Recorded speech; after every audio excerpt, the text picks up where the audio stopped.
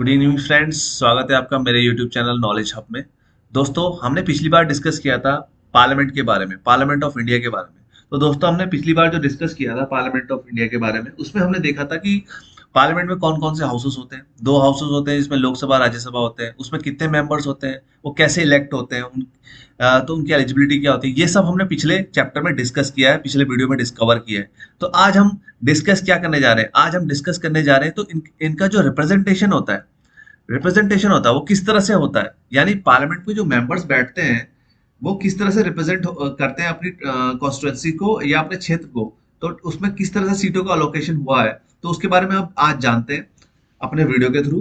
तो इसमें देखिए, रीएडजस्टमेंट किया जाता है हर सेंसस के बाद। जो सीटों का अलोकेशन होता है लोकसभा में, वो क्या है, रीएडजस्ट किया जाता है हर सेंसस के बाद, किया जाता था। तो उसमें क्या हुआ कि जैसे पॉपुलेशन किसी स्टेट की बढ़ती है, तो उसका जो सीटों का अलोकेशन जो है उस स्टेट को ज्यादा मिलना चाहिए। मतलब ज्यादा लोग होंगे तो ज्यादा रिप्रेजेंटेशन उनको मिलना चाहिए लोकसभा में। ठीक है, तो इस हिसाब से एक फिक्स किया गया कि जो एक कमीशन बिठाया गया जिसको कहते हैं डिलिमिटेशन कमीशन। उसमें क्या किया गया कि जो बाउंड्रीज थी उसको फिक्स कर दिया गया। Fixing the limit of boundaries of territorial constituencies को, मतलब on the basis of census 1952, 62, 72, ठीक है, और 2002। अब देखिए, डिलिमिटेशन कमीशन जब आया तो इसका मेन एम क्या था। इसका मेन एम ये था कि ये क्या करेगा, एनालाइज करेगा, पूरा एनालाइज करेगा कि कितनी पॉपुलेशन किस स्टेट की होगी और उसको कितना रिप्रेजेंटेशन मिलना चाहिए पार्लियामेंट में। ठीक है, तो इस चीज को डिफाइन करने के लिए या इसको असेस करने के लिए एक डिलिमिटेशन कमीशन का गठन किया गया। ठीक है, अब देखिए, अब जो जो सीट्स हैं राज्यसभा में आपको पता है प्रोपोर्शनल रिप्रेजेंटेशन होता है, और लोकसभा में होता है टेरिटोरियल जो रिप्रेजेंटेशन होता है। तो टेरिटोरियल रिप्रेजेंटेशन में क्या होता है कि उस क्षेत्र से कितने एमपीज चुन के आते हैं। ठीक है, आप उस क्षेत्र में कितनी पॉपुलेशन है और कितने एमपीज वहां से चुन के आएंगे। अब जब हमारे देश की जनसंख्या बढ़ने लगी, तो उसके बाद क्या हुआ कि जो 1976 में जब इंदिरा गांधी गवर्नमेंट थी, तो उन्होंने क्या किया, उन्होंने कहा कि अगर इस तरह से अगर हम ये कमीशन हमारा काम करता रहा या इस तरह से हम रिप्रेजेंटेशन या सीटों का अलोकेशन या रीएडजस्ट करते रहे लोकसभा के राज्यसभा में, तो ऐसा क्या होगा, तो हमारे तो फिर बैठने की जगह नहीं बचेगी वहां लोकसभा में। ठीक है, इतने मेंबर्स हो जाएंगे, और जो स्टेट्स हैं वो अपने क्या रिप्रेजेंटेशन बढ़ाने के लिए वो अपनी क्या है जनसंख्या बढ़ाते जाएंगे। ठीक है, तो उन्होंने क्या किया कि यार हमारे देश में जो पॉपुलेशन का जो ट्रेंड चालू हो गया है उसको कम करने के लिए उन्होंने क्या किया, फैमिली प्लानिंग वगैरह या और भी कई स्कीम्स लेके आई। तो उन्होंने क्या किया, सबसे पहले तो उन्होंने कहा कि सबसे पहले हमें डिस्करेज करना पड़ेगा, हमें स्टेट्स को डिस्करेज करना पड़ेगा कि वो अपना रिप्रेजेंटेशन बढ़ाए, किसमें, लोकसभा में। क्योंकि स्टेट्स जब डिस्करेज हो जाएंगे तभी वो अपनी पॉपुलेशन को कंट्रोल करेंगे। तो एक ये स्टेप भी था जो उस टाइम की गवर्नमेंट ने ये सोचा कि अगर हम ऐसा करें कि पहले से ही एक कानून बना दे कि जो रिप्रेजेंटेशन है, जो on the basis of population है, वो फिक्स कर दिया जाए 1971 के सेंसस के अकॉर्डिंग, और उसके बाद जो है दोबारा कभी वो दोबारा से रिफिक्स ना हो, दोबारा से फ्रोज कर दिया जाए, मतलब दोबारा से उसमें सीटों का एलोकेशन क्या है दोबारा से ना हो। ठीक है, तो इस तरह से 42nd कॉन्स्टिट्यूशन अमेंडमेंट लाया गया 1976 में। उसने क्या किया, जो अलोकेशन ऑफ सीट्स थी लोकसभा में on the basis of population, उसको फ्रीज कर दिया गया 2000 तक। ठीक है, और जो पॉपुलेशन के हिसाब से जो सीटें अलॉट की गई थी लोकसभा में, वो 1971 के लेवल तक ही रहेंगी। यानी अब जो सीटें हैं अभी सीटें हैं जो लोकसभा में, वो जो है 1971 के सेंसस के अकॉर्डिंग जो है, जो टेरिटोरियल कॉन्स्टिट्यूएंसीज डिफाइन कर दी गई थी उस टाइम की, उतनी ही सीटें जो है अभी लोकसभा में है। ठीक है, देखो सीटों का जो है कॉन्स्टिट्यूशनल बाउंड्रीज जो है वो चेंज होती हैं, बस वो कॉन्स्टिट्यूएंसीज जो बाउंड्रीज होती हैं वो चेंज होती हैं, बट जो उनका जो सीटों का नंबर है वो चेंज नहीं होता है। ठीक है, ये ध्यान देने वाली बात है। अब नेक्स्ट बढ़ते हैं। अब रीएडजस्टमेंट आफ्टर ईच सेंसस, देखो 84th अमेंडमेंट लाया गया 2001 में। उसने क्या किया, जो 1971 में किया था 76 कॉन्स्टिट्यूशनल अमेंडमेंट ने, उसको 1976 में किया, सॉरी 1976 में जो किया था, 1976 में आपको पता है ना मिनी कॉन्स्टिट्यूशन पास हुआ था 42nd कॉन्स्टिट्यूशनल अमेंडमेंट के थ्रू। ठीक है, तो उसमें उसके थ्रू जो किया गया था, लिमिट मतलब फ्रोज कर दिया गया था जो रीअलोकेशन ऑफ द सीट लोकसभा में सन 2000 के लिए, उसको एक्सटेंड करके अगले 25 साल के लिए और एक्सटेंड कर दिया गया 2026 तक। ये जो उस टाइम बीजेपी गवर्नमेंट थी, उन्होंने ये कॉन्स्टिट्यूशनल अमेंडमेंट पास करवा दिया, ठीक है। अब उस 84th कॉन्स्टिट्यूशनल अमेंडमेंट में एक और प्रोविजन ऐड किया गया। और उसमें प्रोविजन क्या ऐड किया गया कि उसमें गवर्नमेंट जो थी, उसमें उसको पावर दे दी गई कि वो क्या करेगा, जो जो रिप्रेजेंटेशन है जो रीअलोकेशन किया गया था उसका सीट्स का 1971 के सेंसस के उसमें, ठीक है, उसको के उठा के 1991 के सेंसस के अकॉर्डिंग कर दिया गया। टेरिटोरियल कॉन्स्टिट्यूंसी जो डिफाइन कर दी गई 1900 1991 के सेंसस के अकॉर्डिंग कर दी गई। अब उन्होंने सोचा कि यार 1971 में तो पॉपुलेशन का कहाँ रेशो क्या था, और 1991 में पॉपुलेशन में बहुत अंतर आ गया। तो उन्होंने कहा इसको थोड़ा सा जो है, इसको इसमें से छूट दे दी जानी चाहिए, और 1991 को बेस ईयर लेके चलना चाहिए पॉपुलेशन का, ताकि तब जो है उसमें सीटों का अलोकेशन जो है लोकसभा में 1991 के सेंसस के अकॉर्डिंग किया जाए, ठीक है। अब 87वां कॉन्स्टिट्यूशन अमेंडमेंट हुआ। अब इन्होंने जो 84th कॉन्स्टिट्यूशन अमेंडमेंट में किया था उसको, अब देखो 84th कॉन्स्टिट्यूशन अमेंडमेंट में फ्रीज तो कर दिया था अलोकेशन ऑफ सीट्स 2026 तक, बस जो बेस ईयर था उसको चेंज किया था। बेस ईयर मतलब 1991 ले लिया था, उसमें 1971 था, तो बेस ईयर जो है 1991 कर दिया गया था। बट 87वां कॉन्स्टिट्यूशन अमेंडमेंट लाया गया, ठीक है।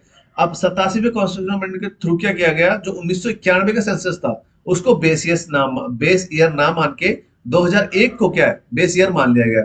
यानी 2001 के अकॉर्डिंग जो पॉपुलेशन 2001 में थी उसके अकॉर्डिंग जो है जो अलोकेशन था सीट्स का वो कर दिया गया, ठीक है।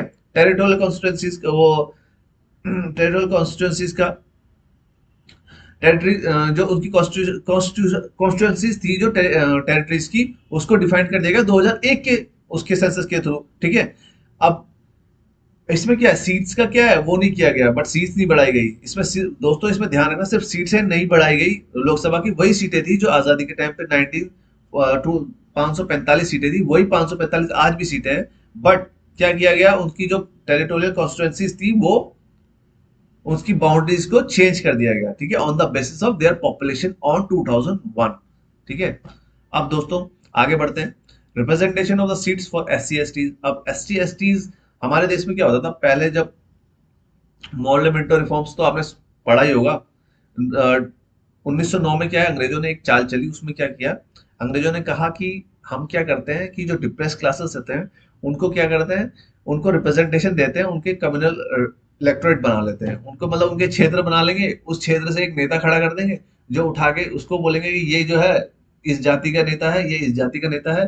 तो हमारे देश को जाति के आधार पर उन्होंने बांटने की कोशिश करी। तो इस चीज को काउंटर करने के लिए जो हमारे संविधान निर्माता थे डॉक्टर बी आर अम्बेडकर, उन्होंने एक कहा कि देखो डिप्रेस क्लासेस को भी एक रिप्रेजेंटेशन मिले लोकसभा में, उनको भी एक उनका हक मिले। तो उन्होंने कहा कि कुछ सीटें जो हैं लोकसभा में राज्यसभा में उनके लिए रिजर्व कर दी जाए, ठीक है। अब देखो रिजर्व कर दी जाए मतलब अब ये रिजर्व लोकसभा में और राज्यसभा में नहीं है, नीचे तक डिसेंट्रलाइजेशन ऑफ द पावर होता है, पंचायत तक जो है सीटें रिजर्व कर दी गई है, किसके लिए, एससी एसटी के लिए।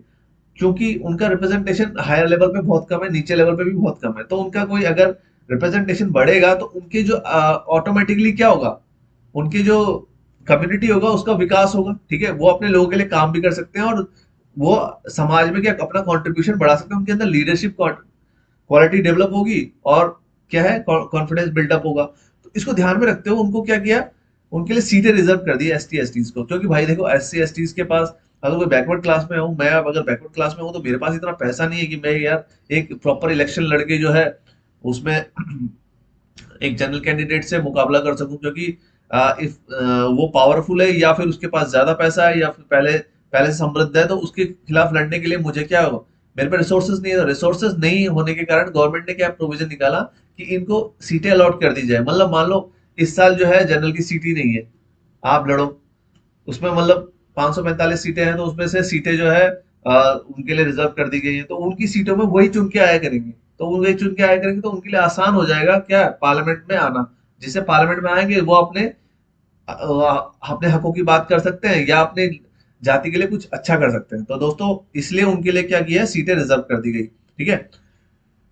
अब देखो ये सीटें रिजर्व तो कर दी गई थी, ये डॉक्टर बी आर अम्बेडकर ने कहा था कि 10 साल के लिए करके देखते हैं एक बार। 1960 तक का के लिए किया गया था शुरू में, उसके बाद इन्होंने क्या किया, इसको एक्सटेंड करते गए हर साल 10 साल, और अभी तक तो ये चल ही रहा है, 2020 तक यह है। 95 कॉन्स्टिट्यूशन अमेंडमेंट के थ्रू कर दिया 2020 तक, ठीक है। उसके बाद 84th कॉन्स्टिट्यूशन अमेंडमेंट आया, इसके क्या किया, रिफिक्स कर, जैसे मैंने आपको पिछले बताया था ना, allocation of seats on the basis of their census, तो यहाँ पे भी allocation of the seats for SC ST also refixed under the census of 1991, on the basis of census 1991। later 87th amendment constitution amendment आया 2030 को, 2003, ठीक है। इसको 2001 का जो बेस ईयर जो था वो 2001 का कर लिया गया, जैसे हमने पीछे बताया था आपको। अब प्रोपोर्शनल रिप्रेजेंटेशन क्या होता है दोस्तों? अब प्रोपोर्शनल रिप्रेजेंटेशन इस तरह से होता है दोस्तों कि जैसे मान लो कि एक एरिया है, उसमें जो है 100 वोट है, ठीक है। उसमें 4 पार्टियां चुनाव लड़ रही हैं, जैसे बीजेपी होगी, कांग्रेस हो गई, और या फिर आम आदमी पार्टी होगी, या कोई और निर्दलीय पार्टी होगी, निर्दलीय नेता हो गया। अब इसमें क्या हो गया कि जैसे मान लो कि बीजेपी को 30% वोट पड़े, ठीक है, या बीजेपी को 40% वोट पड़े, 30% पड़े कांग्रेस को, 20% पड़े किसी दूसरी पार्टी को, और 10% निर्दलीय को पड़े। अब मैक्सिमम वोट वोट किसके पास है? बीजेपी के पास, तो ऑब्वियसली है कि बीजेपी का ही एमपी चुन के आया जाएगा, ठीक है। बट अभी क्या है, वो भैया वोट तो उनके पास भी है ना, कांग्रेस के पास 20 वोट्स है, या फिर और अदर पार्टीज के पास भी वो वोट्स हैं, 10 वोट हो चाहे 20 वोट हो। बट क्या होगा, अब देखो जिस बंदे ने बोला होगा कि मैं इस पार्टी को सपोर्ट करता हूँ, ये मेरा नेता है, या फिर मैं, ये मेरे लिए अच्छा कर सकता है, बट वो हार गया, पर उसको वोट तो दिया ना दोस्त। तो उसको वोट दिया था, तो और जिसको वोट, जिसने बीजेपी को वोट दिया था उसका तो चलो रिप्रेजेंटेशन मिल गया उसको, बीजेपी में, बीजेपी ने को वोट दिया तो उसका रिप्रेजेंटेशन तो बीजेपी से मिल गया उसको। बट यार जिसने कांग्रेस को वोट दिया, जिसने अपने उसको वोट दिया, नेता को वोट दिया, जो उसके हकों की बात करता था, उसको वोट दिया, पर उसको क्या हुआ, जो उसकी तो बात रह गई ना। तो प्रोपोर्शनल रिप्रेजेंटेशन का मतलब यह है कि हर कम्युनिटी को जो छूट जाए, जिसका थोड़ा सा भी कहीं प्रभुत्व हो, मतलब जहां से थोड़ा सा भी उनका सबसे छोटी इकाई को भी पकड़ के रिप्रेजेंटेशन देना उनको, किसने, पार्लियामेंट में, तो उसे कहते हैं प्रोपोर्शनल रिप्रेजेंटेशन, ठीक है दोस्तों। प्रोपोर्शन के हिसाब से रिप्रेजेंटेशन दिया जाएगा, मतलब 10% को भी आपको रिप्रेजेंटेशन मिल रहा है, 20% को भी मिल रहा है, 30% को भी मिल रहा है, 40% को भी मिल रहा है, और 90% को भी मिल रहा है, तो मतलब इसलिए प्रोपोर्शन के हिसाब से उनको रिप्रेजेंटेशन दे दिया जाए, ठीक है, लोकसभा में। पर ऐसा होता नहीं, ये सिर्फ होता है राज्यसभा में, तो ठीक है। अब इसके बारे में, इसके क्यों नहीं लिया भाई प्रोपोर्शनल रिप्रेजेंटेशन लोकसभा के चुनाव में, इसलिए नहीं लिया, इसके बारे में हम आगे डिस्कस करते हैं, ठीक है। अब हमारे जो लोकसभा में है उसमें लेते हैं टेरिटोरियल रिप्रेजेंटेशन फॉर लोकसभा, ठीक है। That represent geographical area of the constituencies, उस एरिया को, उस क्षेत्र को रिप्रेजेंट करता है वो इंसान, किसमें, लोकसभा में, ठीक है। जैसे हरिद्वार से कोई एमपी है, तो हरिद्वार क्षेत्र में आने वाले जितने भी गांव होंगे, जितने भी जिले होंगे, या सॉरी, जितने भी गांव होंगे, जितने कस्बे होंगे, सब क्या है, उसको रिप्रेजेंट करेगा वो एमपी, जो वहां से चुन के आएगा। इस तरह से अब आगे बढ़ते हैं। The system of proportional representation aims at removing the defects of territorial representation. अब जो प्रोपोर्शनल रिप्रेजेंटेशन था, वो उसका उसका मेन पर्पस क्या था, उसको इंट्रोड्यूस करने का राज्यसभा में, उसका इंट्रोड्यूस इसलिए करने का वो जो मेन पर्पस था, जो जो ड्रॉबैक्स थी, ड्रॉबैक्स मतलब टेरिटोरियल रिप्रेजेंटेशन, मैंने आपको बताया ना कि जो छूट गए बंदे, जो 20% लोग छूट गए, जो 30% लोग छूट गए पीछे, जिन्होंने वोट तो दिया था ये सोच के कि यार मेरा नेता जीतेगा तो मेरे लिए कुछ करेगा, वो नेता नहीं जीत पाया उनका, बट उन्होंने वोट तो उसको दिया था ना, उसके वोट की वैल्यू खत्म हो गई। बट इसीलिए उनको उनका वो देने के लिए, हक देने के लिए, जो ड्रॉबैक्स को हटाने के लिए प्रोपोर्शनल रिप्रेजेंटेशन जो लाया गया राज्यसभा में, उसको इंट्रोड्यूस किया गया। अब दो टाइप के होते हैं प्रोपोर्शनल रिप्रेजेंटेशन, एक तो होता है सिंगल ट्रांसफरेबल वोट सिस्टम, और दूसरा होता है लिस्ट सिस्टम, ठीक है। अब जो राज्यसभा के मेंबर होते हैं, member of the Rajya Sabha legislative council and president और वाइस प्रेसिडेंट और elected through the proportional representation, ठीक है। राज्यसभा के जो मेंबर्स होते हैं, ठीक है, लेजिस्लेटिव काउंसिल्स के मेंबर्स होते हैं, और वाइस प्रेसिडेंट, ठीक है, और प्रेसिडेंट जो है प्रोपोर्शनल रिप्रेजेंटेशन से चुने जाते हैं, ठीक है। इसमें क्यों चुने जाते हैं दोस्तों, इसमें पॉलिटिकल पार्टीज के जो इलेक्टेड एमपीज या लेजिस्लेटिव असेंबलीज एमएलएज होते हैं, वो क्या करते हैं, वो वोट करते हैं, ना कि जो डायरेक्ट पब्लिक के वोट, क्योंकि पब्लिक ने उन्हें चुना है। अब वो चुनते हैं किसी को, नेता को, राज्यसभा में किसी को भेजने के लिए क्या है, लेजिस्लेटिव असेंबली में जो लेजिस्लेटिव असेंबली के मेंबर्स होते हैं वो क्या करते हैं, वो चुनते हैं अपने नेता को कि मेरा नेता जाएगा सीधे किसमें, राज्यसभा में। जैसे डॉक्टर मनमोहन सिंह आसाम से चुन के आते थे ना, वो आसाम से चुन के आते थे। There are two types of proportional representation, ठीक है, ये हो गया। अब आगे बढ़ते हैं। Proportional representation, why we do not use it on Lok Sabha election. आप देखो लोकसभा में हमें इसे क्यों यूज नहीं करते। देखो हमारे देश में जो है अधिकतर लोगों को कॉन्स्टिट्यूशन के बारे में पता ही नहीं, ठीक है। कई चीजों को, कई कॉन्स्टिट्यूशनल टर्म्स होती है उन्हें पता नहीं है, ठीक है, उन्हें इस चीज के बारे में नॉलेज नहीं है, क्योंकि हमारे देश में अभी भी लिटरेसी लेवल जो है कम है, ठीक है। तो लोगों को संविधान के बारे में समझ ही नहीं है, तो कई चीजें जो है लोगों को समझ में नहीं आएंगी, इसलिए जो है प्रोपोर्शनल रिप्रेजेंटेशन को थोड़ा सा उसमें कॉम्प्लिकेटेड होने की वजह से उसको अडॉप्ट नहीं किया गया। सेकेंडली है, सेकंड मेन जो पर्पस है उसका, देखो ये पार्लियामेंट्री गवर्नमेंट को सूट भी नहीं करता, अनसूटेबिलिटी टू द पार्लियामेंट्री गवर्नमेंट, क्योंकि हमारा गवर्नमेंट का मकसद ये है कि भैया जो डायरेक्ट इलेक्ट होके आ रहा है वो रिप्रेजेंट कर रहा है उस एरिया को, यानी उस एरिया के लोगों को रिप्रेजेंट कर रहा है, तो उसको क्या कहते हैं। तो पार्लियामेंट्री सिस्टम का मतलब ही ये है कि लोकसभा का मतलब क्या है कि लोगों का रिप्रेजेंटेटिव उठा के कहाँ बिठाया, पार्लियामेंट में, ठीक है, पार्लियामेंट में बिठाया।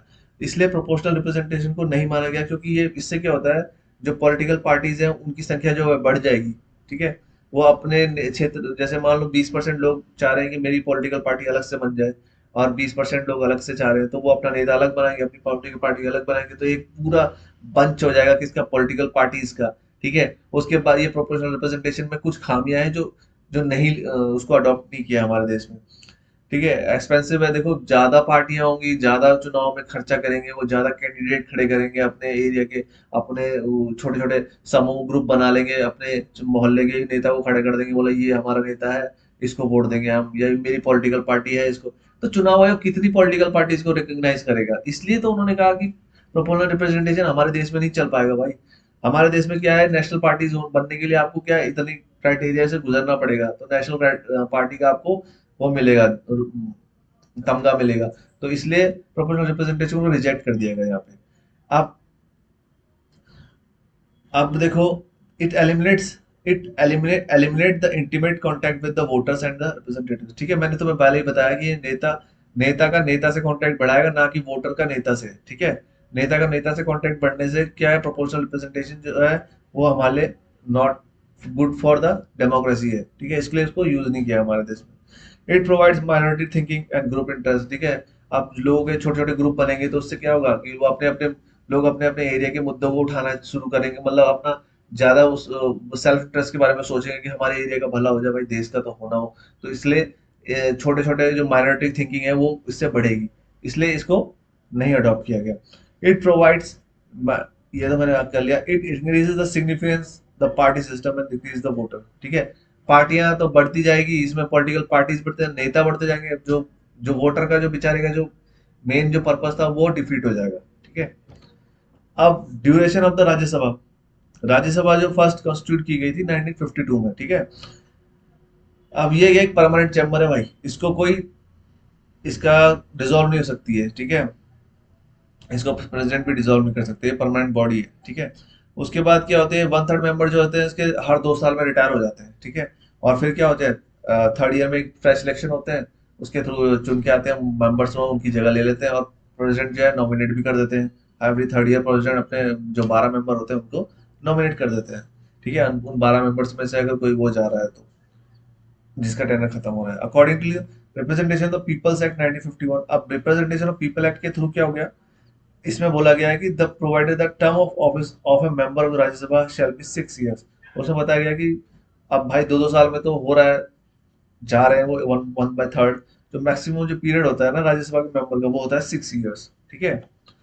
उसके बाद duration of the Lok Sabha, Lok Sabha not a permanent body, it dissolve every 5 years। तो टर्म जो इसका है 5 साल का है, ठीक है। ये पहले भी डिसॉल्व की जा सकती है राष्ट्रपति के द्वारा, जब जो है गवर्नमेंट जो है जो जो रूलिंग गवर्नमेंट है उस लोग वो कॉन्फिडेंस खो देती है अपना, लोकसभा में या राज्यसभा में अपने जो कॉन्फिडेंस खो देती है किसी बिल के रिगार्डिंग, तो प्रेसिडेंट को है उसको क्या है डिसॉल्व करना पड़ता है, ठीक है। क्योंकि मेजोरिटी नहीं रहेगी गवर्नमेंट में तो उसे डिसॉल्व करना प्रेसिडेंट के लिए जरूरी हो जाता है, ठीक है दोस्तों। प्रेसिडेंट को पावर हो गई है, ठीक है।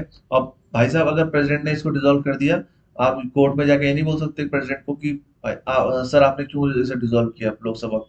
President is a full flash president have full flash power on dissolution context, ठीक है।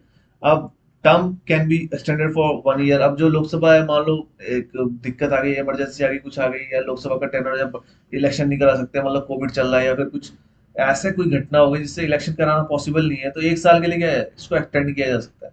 बट जैसे ही पीस में आएगा तो विद इन 6 मंथ जो है, विद इन 6 मंथ अगर पीस आ गया है या कंडीशन ठीक हो गई है, तो 6 महीने के अंदर अंदर फ्रेश इलेक्शन करना पड़ेगा। उसके बाद मेंबरशिप्स ऑफ पार्लियामेंट, देखो पार्लियामेंट का मेंबर बनने के लिए आपके अंदर 30 साल की आपकी एज होनी चाहिए राज्यसभा के लिए, क्योंकि हाउस ऑफ एल्डर्स बोलते हैं इसको। 25 ईयर्स एज होनी चाहिए आपकी लोकसभा के लिए, ठीक है। अब बाकी इसमें कुछ और एलिजिबिलिटी के बारे में हम बात नहीं करते, इसमें सीधे बात करते हैं under representation of people's act के थ्रू क्या क्या आपके अंदर क्वालिटी होनी चाहिए। तो एक तो भैया, आप अगर लोकसभा के लिए लोकसभा के लिए खड़े हो रहे हैं, तो आपको उस स्टेट का, जिस कॉन्स्टिट्यूंसी से आप लोकसभा का सीट लड़ रहे हैं, उस स्टेट में इलेक्टर, वहां का इलेक्टर होना चाहिए आपको। यानी आपके पास वोटर आईडी कार्ड होना चाहिए, उस स्टेट के वोटर होने चाहिए आप, तभी आप उस स्टेट से क्या है, इलेक्शन लड़ के एमपी के लिए इलेक्शन लड़ सकते हैं।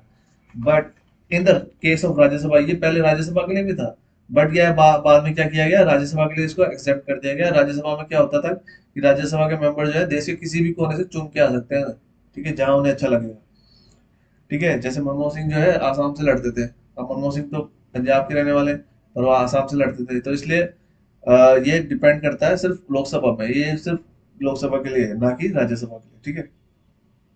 The candidate belong to the SC/ST from any state can contest election. अब SC/ST जो वाले हैं उनके लिए क्या है, वो जिस भी स्टेट्स के हैं वो इलेक्शन में अपना पार्ट, मतलब खड़े हो सकते हैं।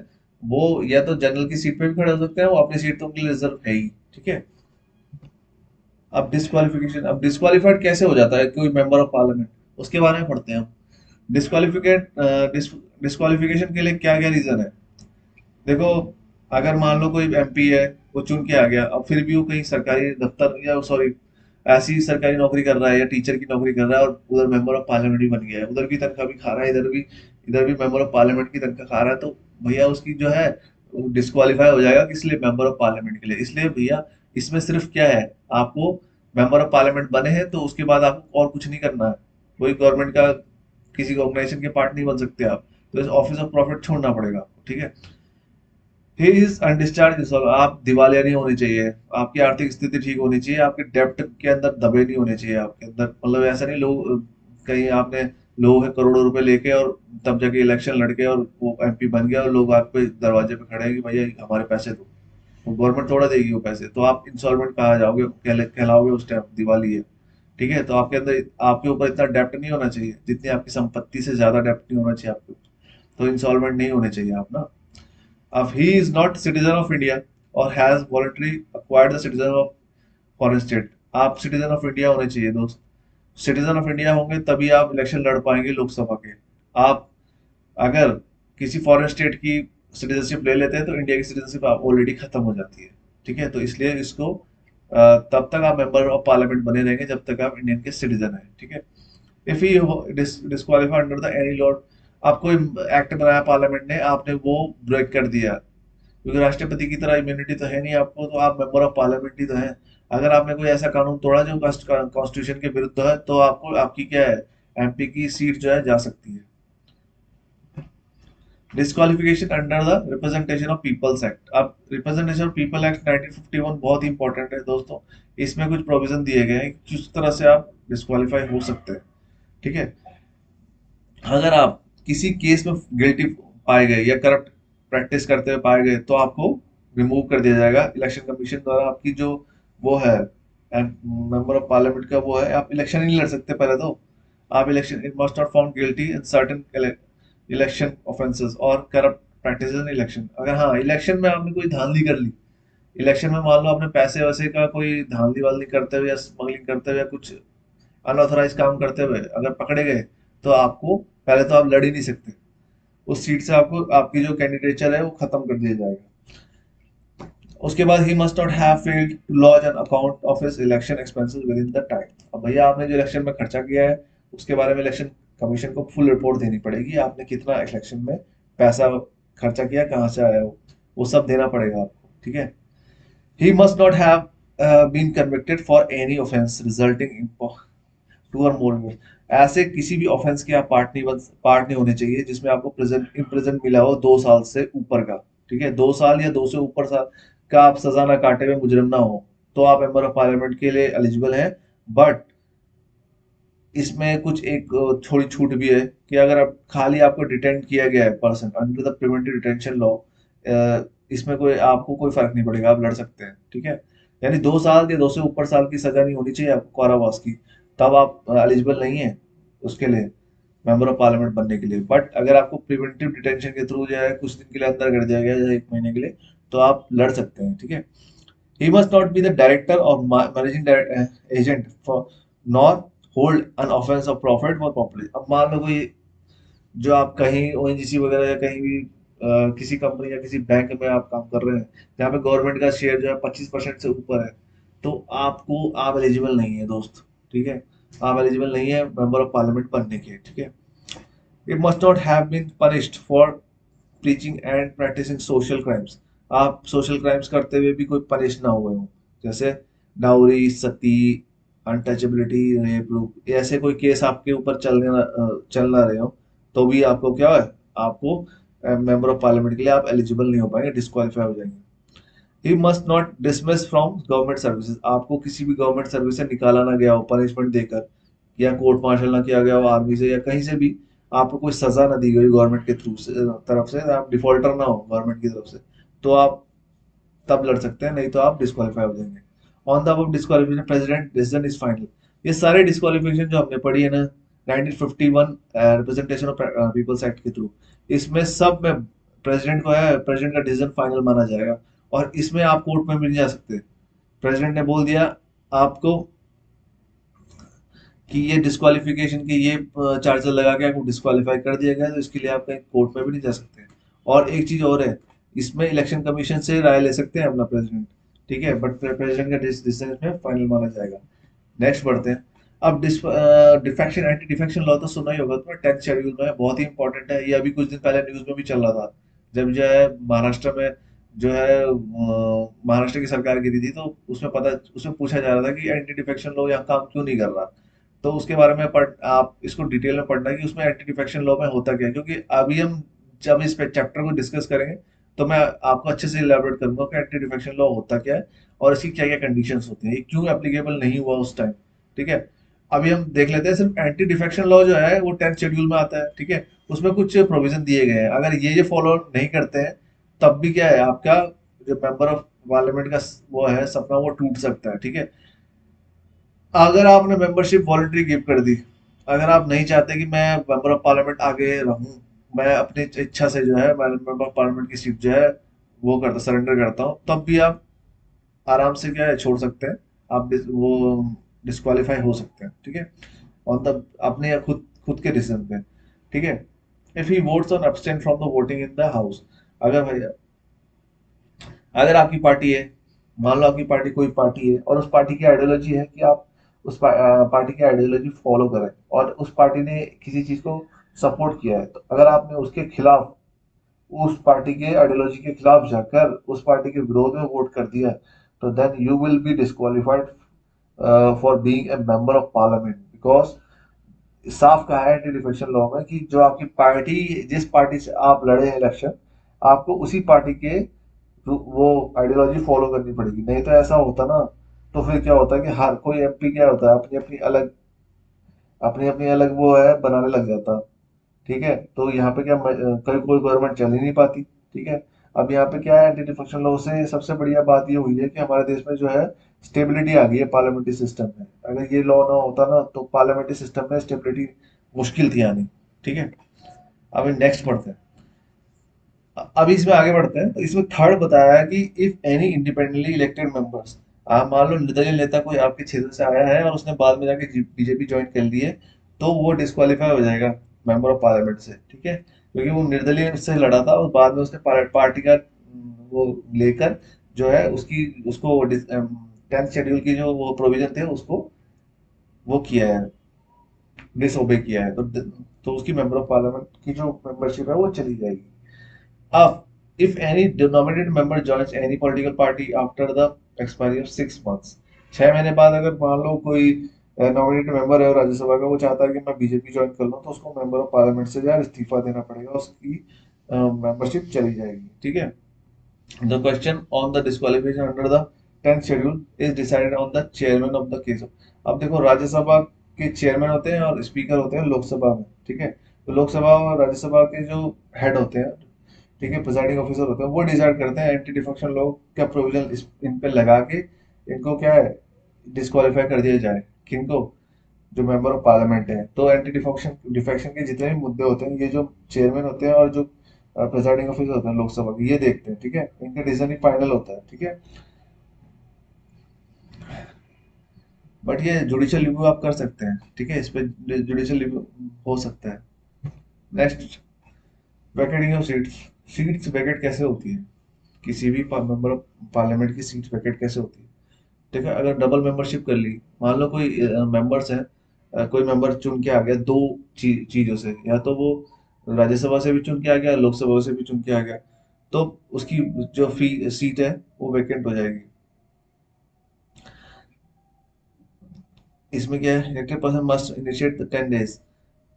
सॉरी, पहले पहले फर्स्ट वाला पढ़ लेते हैं। फर्स्ट वाला ये था, elected person must intimate within 10 days in which house desire to serve. ठीक है। जैसे कोई चुन के आ गया है, दोनों हाउसेस से चुन के आ गया है, तो उसको 10 दिन का टाइम दिया जाता है, भैया आप कौन से हाउस को सर्व करना चाहते हैं, बताइए तुरंत। अगर नहीं बताते तो उसको सबसे पहले राज्यसभा की सीटें जो वैकेंट कर दी जाती हैं। ठीक है। लोकसभा का मेंबर वो बने रहेंगे, बट राज्यसभा की सीटें वैकेंट कर दी जाएंगी। अब if the sitting member elected for other house is first house, मान लो एक लोकसभा के वो है या राज्यसभा के मेंबर ऑफ पार्लियामेंट है, उन्होंने लोकसभा की सीट में चुनाव लड़ा, तो वो क्या, उनकी राज्यसभा की सीट क्या है, वेकेट कर दी जाएगी, लोकसभा के मेंबर बन जाएंगे वो।